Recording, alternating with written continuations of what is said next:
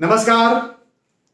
ज्योतिष सीखने की श्रृंखला में हम आगे बढ़ रहे हैं और आज के इस वीडियो में हम बात करने जा रहे हैं बहुत बहुत ज्यादा महत्वपूर्ण योग के बारे में। एक ऐसा योग जिसके बारे में मुझसे कई बार पूछा जाता है। मैं पहले भी इस बात को कई बार कह चुका हूं कि मेरी किस्मत इतनी अच्छी है कि मैं आप सभी से जुड़ा हूं। आप सभी से जुड़ा हुआ क्या मतलब? इसका मतलब यह कि यदि कहीं आप ज्योतिष सीख रहे हैं, भाई ज्योतिष शास्त्र में आपकी रुचि है, तो आप सभी आध्यात्मिक हैं। और यदि आध्यात्मिक है तो आध्यात्मिक लोगों से जुड़ना एक निसंदेह एक बहुत अच्छी किस्मत है। और जब आप आध्यात्मिक कम्युनिटी से जुड़ेंगे तो निसंदेह आपसे आध्यात्मिक प्रश्न भी ज्यादा पूछे जाएंगे। तो ये जो प्रश्न आज के जिस योग के बारे में हम बात कर रहे हैं, इस योग को लेकर के मुझसे आप ये मान करके चलिए कि लगभग हर कॉल में पूछा जाता है। अच्छा, डायरेक्टली योग के बारे में नहीं पूछा जाता कि इस प्रकार के योग के बारे में बताएं। हो सकता है ये योग कई लोगों को पता ना हो, कई एस्ट्रोलॉजर्स को भी ना पता हो, लेकिन मुझसे प्रश्न किया जाता है और उस प्रश्न को समझने के बाद मुझे इस योग को कुंडली में जरूर खोजना पड़ता है और एनालिसिस करना पड़ता है। हम उसी योग के बारे में आज बात कर रहे हैं। उस योग का नाम क्या है? उस योग का नाम है मोक्ष त्रिकोण योग। कुंडली सीखने की या कुंडली सीखने की, ज्योतिष सीखने की श्रृंखला में अभी त्रिकोण योग के बारे में बात कर रहे हैं।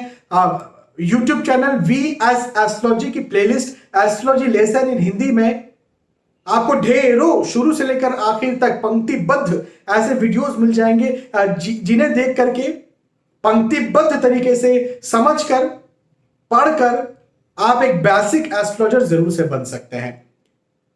और फिर ये वीडियोस जो अभी मैं इस श्रृंखला को आगे बढ़ा रहा हूं, ये वीडियोस और उसमें जुड़ते जा रहे हैं और ये श्रृंखला तो सतत श्रृंखला है, हमेशा चलने वाली श्रृंखला है। ज्योतिष तो कभी खत्म होने वाला नहीं है। खैर, एक ऐसा योग जो कि प्रबल आध्यात्मिक योग है। भाई मोक्ष, मोक्ष नाम आ गया ना। मोक्ष कहां पर मिलेगा? मोक्ष का मतलब क्या है? मोक्ष का मतलब है परमात्मा, पर ब्रह्म के पास सामीप्य मुक्ति, सामीप्य निवास। यही है मोक्ष। द्वंद्वों से छुटकारा, जन्म मृत्यु, द्वंद्व ने जन्म मृत्यु, सुख दुख, जीवन मरण, इनसे छुटकारा, यही है मोक्ष। और एक ऐसा योग जो कि प्रबल आध्यात्मिक योग है, आध्यात्मिक उन्नति करवाने वाला योग है। आज हम बात करने जा रहे हैं ऐसे योग के बारे में जो कि मोक्ष की संभावनाओं को बढ़ा देता है। अब संभावनाओं का क्या मतलब है? संभावना का यहां पर मतलब यह है कि देखिए, श्रीमद् भगवत गीता है, फिर रामचरितमानस है, रामायण है। क्या किसी पर्टिकुलर व्यक्ति के लिए बनी हुई है? नहीं, ये तो सबके लिए बनी हुई है। क्या क्या ऐसा कुछ लिखा हुआ है कि जिनकी कुंडली में ये योग होगा केवल वही लोग श्री रामचरितमानस या फिर श्रीमद् भगवत गीता को पढ़ सकते हैं, समझ सकते हैं? ऐसा बिल्कुल भी नहीं है। हर कोई पढ़ सकता है, समझ सकता है, लेकिन समझते एक्चुअल में कौन समझते हैं, एक्चुअल में कौन समझ पाते हैं, एक्चुअल में उसे पढ़कर, उसे समझकर अपनी आध्यात्मिक उन्नति कौन कर पाते हैं और एक्चुअल में मोक्ष के अधिकारी कौन होते हैं? तो ऐसा योग यदि किसी की कुंडली में होता है तो उनकी संभावनाएं बढ़ जाती है। निसंदेह कुछ विरले, कुछ लोग ऐसे भी होंगे जिनकी कुंडली में ऐसा योग नहीं है और वो भी प्राप्त कर सकते हैं। लेकिन जिनकी कुंडली में इस प्रकार का योग है जिसके बारे में हम बात कर रहे हैं, उनकी कुंडली में उनके जीवन में बहुत आसानी से आध्यात्मिक उन्नति हो सकती है। बहुत बहुत मेहनत, बहुत ज्यादा परिश्रम, बहुत ज्यादा खुद को खपाना, बहुत ज्यादा समय को वेस्ट करने से पहले आध्यात्मिक उन्नति हो सकती है और मोक्ष के दरवाजे उनके लिए बहुत जल्दी खोल सकते हैं। मुझे पता है आप बेसब्री से इंतजार कर रहे हैं कि वो योग क्या है। मैं आपको बताता हूं। लग्न कुंडली के आधार पर हम बात कर रहे हैं। मैंने मेष लग्न की कुंडली बनाई है। लग्न पर 1 नंबर लिखा हुआ है। 1 नंबर का मतलब होता है मेष राशि। लग्न पर जो राशि होती है उस लग्न की कुंडली बन जाती है। मेष लग्न की कुंडली है, आपके पास मेष से मीन तक कोई भी कुंडली हो सकती है। यह योग कैसे बनता है? मोक्ष त्रिकोण योग। लग्न कुंडली के चौथे भाव, 8वें भाव और 12वें भाव, चतुर्थ स्थान, अष्टम स्थान, द्वादश स्थान में कहीं संबंध बन जाता है तो ये मोक्ष त्रिकोण योग की आइडियल कंडीशन होती है, आदर्श स्थिति होती है। मैं पहले आदर्श स्थिति के बारे में आपको बता रहा हूं, फिर दूसरी एक्सेप्शनल स्थितियां भी कुछ होंगी जिसके बारे में भी आपको मैं समझाऊंगा। तो पहले मैं आपको थोड़ा और विस्तार से समझाता हूं कैसे कैसे संबंध कैसे बनना चाहिए। भाई लग्न कुंडली के चौथे भाव में क्या है, भाई यहां पर तो 4 नंबर लिखा हुआ है, आपके पास हो सकता है कोई और नंबर लिखा हो, कोई और राशि हो। 4 नंबर यानी कर्क राशि, कर्क राशि के स्वामी चंद्र। तो यहां इस भाव के स्वामी यहां आ जाए, हाँ 8वें स्थान पर, 8वें स्थान के स्वामी यहां आ जाए। इसके स्वामी कौन है, 8 नंबर, 8 नंबर यानी वृश्चिक राशि, वृश्चिक राशि के स्वामी कौन, मंगल। हाँ, और यहां लिखा हुआ है 12 नंबर, 12 नंबर यानी मीन राशि, पाइसिस, और मीन राशि के स्वामी बृहस्पति, गुरु। ये यदि यहां आ जाए, कैसे हुआ, चौथे भाव के स्वामी 8वें में, 8वें भाव के स्वामी 12वें में, 12वें भाव के स्वामी 4वें में। तो ये क्या बन गया, एक त्रिकोण बन गया। देखिए ध्यान से, ये बना त्रिकोण, जी हाँ यही है मोक्ष त्रिकोण। यदि कहीं ऐसी कंडीशन बन जाए, यहां के स्वामी यहां, यहां के स्वामी यहां, यहां के स्वामी यहां, हाँ, या फिर एंटी क्लॉक ऐसे भी चल सकता है, यहां के स्वामी यहां, यहां के स्वामी यहां, यहां के स्वामी यहां। यदि ऐसी कहीं कंडीशन बनती है, ऐसा कहीं योग बनता है, ऐसा कहीं संबंध बनता है, तो ये मोक्ष त्रिकोण या अध्यात्म त्रिकोण, इसे अध्यात्म त्रिकोण भी कई जगहों पर कहा जाता है। तो अध्यात्म त्रिकोण या धर्म त्रिकोण, धर्म त्रिकोण भी इसका नाम है। तो इस योग,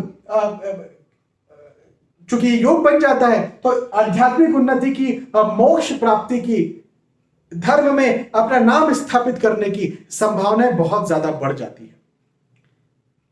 अब ये तो मैंने आपको एक आइडियल कंडीशन बताई, आदर्श स्थिति बताई। इसके अलावा भी एक स्थिति हो सकती है जिसमें भी मोक्ष त्रिकोण योग कुछ हद तक फलदायी होगा, 50% फलदायी होगा।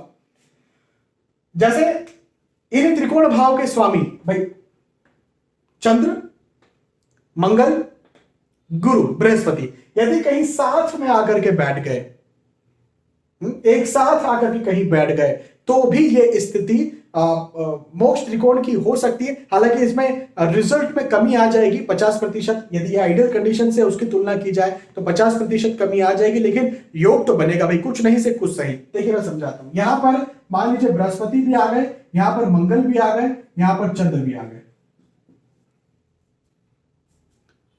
तो ये जो स्थिति बन गई, ये भी एक मोक्ष त्रिकोण की कुछ स्थिति है। हाँ, त्रिकोण, मोक्ष त्रिकोण भाव के स्वामी साथ में बैठे हुए हैं और आध्यात्मिक उन्नति के लिए ये एक बहुत अच्छी स्थिति बनेगी।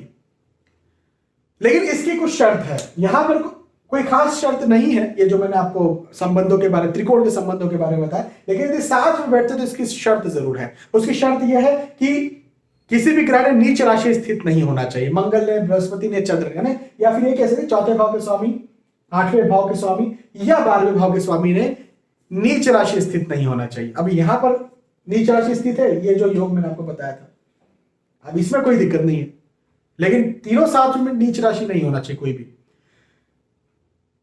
एक अच्छी बात यह है कि ये 6वें, 8वें और 12वें भाव में भी यदि ये तीनों साथ में होते हैं तो ये उत्तम माना जाता है, अति उत्तम माना जाता है। जी हाँ, यदि 8वें और 12वें भाव में यदि ये तीनों ग्रह साथ में आकर के बैठ जाते तो इसे अति उत्तम माना जाता है। इससे बेहतर मोक्ष त्रिकोण योग नहीं हो सकता, तो वो भी एक अच्छी बात है। कुछ ऐसी कंडीशंस भी हो सकती है जैसे केवल यहां के स्वामी यहां चले गए, यहां के स्वामी यहां चले गए, बस यहां के स्वामी जो है, जैसे चंद्र जो है, मान के चलिए कि चंद्र तो यहां पर आ गए। देखिए मैं एक और कंडीशन आपको बताता हूं जो कि आइडियल नहीं है। इस भाव के स्वामी चंद्र है जो कि यहां पर आ गए, इस भाव के स्वामी बृहस्पति है जो कि यहां पर आ गए, लेकिन इस भाव के स्वामी मंगल है जो यहां पर नहीं है। ये भी एक कंडीशन मान लीजिए, तो तीनों भाव में संबंध नहीं बना, लेकिन 2 भाव में तो संबंध हो गया। तो इस प्रकार से भी ये कंडीशन है। हालांकि इसके आप ये समझ के चलिए कि जो आइडियल कंडीशन मैंने पहले समझाई थी उसके 100% फल है, तो ये जो तीनों ग्रह साथ में बैठे हैं इसके 50% फल है, और ये जो मैंने आपको एक और कंडीशन लास्ट में समझाई तीसरी, इसके आप समझिए 25 से 30% फल है। तो फलों में जरूर से कमी आ गई, लेकिन ये एक बहुत अच्छे योग का निर्माण करते हैं। तो कुछ नहीं से कुछ सही, थोड़ा ही तो फायदा मिलेगा। एक बात का जरूर ध्यान रखना है, खास तौर पर जब तीनों साथ में बैठते हैं तब डिग्री देखना बहुत जरूरी है। ग्रहों की डिग्री क्या होती है इस पर भी मैंने वीडियो बनाया है, आप चाहेंगे तो एक और वीडियो में बना दूंगा। और डिग्रियों को पहले समझिए आप। मैं हालांकि पिछले कुछ वीडियोस में मैं समझा रहा हूं डिग्रियों को लेकर के। तो डिग्रीज का ध्यान देना बहुत ज्यादा जरूरी है। ग्रह को मजबूत भी होना चाहिए, ग्रहों को डिग्री वाइज क्लोज कंजंक्शन में भी बैठना चाहिए। यदि आप डिग्री नहीं जानते, वैसे तो पहले मैंने समझाया नहीं, यदि आप कहेंगे कमेंट्स में तो और मैं अलग से एक वीडियो इसके लिए बना दूंगा। तो निसंदेह ऐसा योग जातक को मोक्ष दिलवाने का काम करता है, आध्यात्मिक उन्नति दिलवाने का काम करता है। यदि कहीं आपकी कुंडली में ऐसा योग है तो आप बहुत बहुत बहुत और बहुत ज्यादा बधाइयां। आप बहुत आसानी से आध्यात्मिक उन्नति भी हासिल कर सकते हैं और मोक्ष भी हासिल कर सकते हैं। देखिए, श्री रामचरितमानस में भगवान श्री राम ने कहा है, सुनहु करहु जो तुम ही सुहाई, सुनहु करहु जो तुम ही सुहाई। भगवान श्री राम ने कहा है मेरी तुम सुन लो, उसके बाद में तुमको जो करना है सो करो। तो ये योग तो बन गया, मन में तो आ गया कि आध्यात्मिक उन्नति के लिए अब ऐसा ऐसा करना है, ये करना है। सुन तो ली आपने लेकिन कर ही नहीं रहे, तो वो एक अलग विषय है। कर्म बहुत महत्वपूर्ण है। हाँ? कई बार मन करता है लेकिन फिर भी एक आलस्य, भाई कुछ भी खास वस्तु या चीज पाना है तो मेहनत तो करना पड़ेगा। अच्छा, एक बात अब मन में प्रश्न ये आ रहा है कि भाई ऐसा योग यदि किसी की कुंडली में नहीं तो गए, फिर अब आध्यात्मिक उन्नति नहीं है क्या? नहीं, ऐसा बिल्कुल भी नहीं है। इसके अलावा भी बहुत सारी स्थितियां ऐसी बनेंगी, मोक्ष त्रिकोण को भूल जाइए। इसके अलावा भी कुछ स्थितियां ऐसी हैं जिसमें जातक की आध्यात्मिक उन्नति बहुत होती है। कुछ ग्रहों की पोजीशंस हैं, आप कहेंगे तो इस पर भी मैं एक अलग से वीडियो बना करके आपको दे दूंगा। यदि मोक्ष त्रिकोण को ना देखा जाए तो और फिर कौन कौन सी सिचुएशंस हैं जिन्हें देखना जरूरी है। कुछ ग्रह ऐसे हैं जिन्हें देखना, जो मोक्ष को जो केवल और केवल आध्यात्मिक उन्नति को दर्शाते हैं, जिनकी प्लेसमेंट आध्यात्मिक उन्नति को दर्शाती है। तो आप ऐसा मत समझिएगा कि यदि आपकी कुंडली में ये योग नहीं बनता है तो आपकी आध्यात्मिक उन्नति नहीं हो सकती। मैंने शुरुआत में भी समझाया ना कि श्रीमद् भगवद गीता श्री रामचरितमानस उनके लिए नहीं बनी जिनकी कुंडली में ये योग, ये सबके लिए बनी है। तो ऐसे कुछ ग्रहों की सिचुएशन मैं और वीडियोस बना करके आपको समझा दूंगा, लेकिन ये एक आइडियल एक योग है। ऐसा योग यदि किसी जातक की कुंडली में तो वो तो होगा ही होगा, आध्यात्मिक उन्नति को पाएगा ही पाएगा, उसका मन करेगा ही करेगा। कर्म थोड़ा सा कर्म कर लेगा, थोड़ा सा पुश कर लेगा।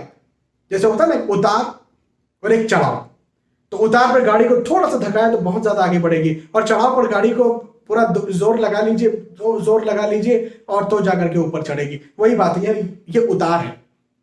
क्या मतलब?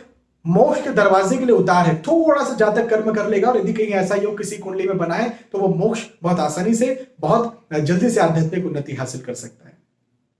हाँ, तो निराश होने की जरूरत नहीं कि यदि ऐसा योग आपकी कुंडली में नहीं है तो और भी बहुत सारी सिचुएशंस ऐसी रहेंगी, पोजीशंस ऐसी रहेंगी। तो आज के इस वीडियो में आपको मैंने इस योग के बारे में समझाया और मुझे विश्वास है कि आपको बात समझ में आई होगी, आपको वीडियो पसंद आया होगा। यदि आपको वीडियो पसंद आता है तो प्लीज इसे लाइक करें, इसे शेयर भी करें ताकि दूसरे भी इस वीडियो का फायदा उठा सकें। आने वाले वीडियोस में, आने वाले एपिसोड्स में फिर मिलेंगे। तब तक के लिए आज के इस वीडियो में आपसे विदा चाहता हूं। नमस्कार।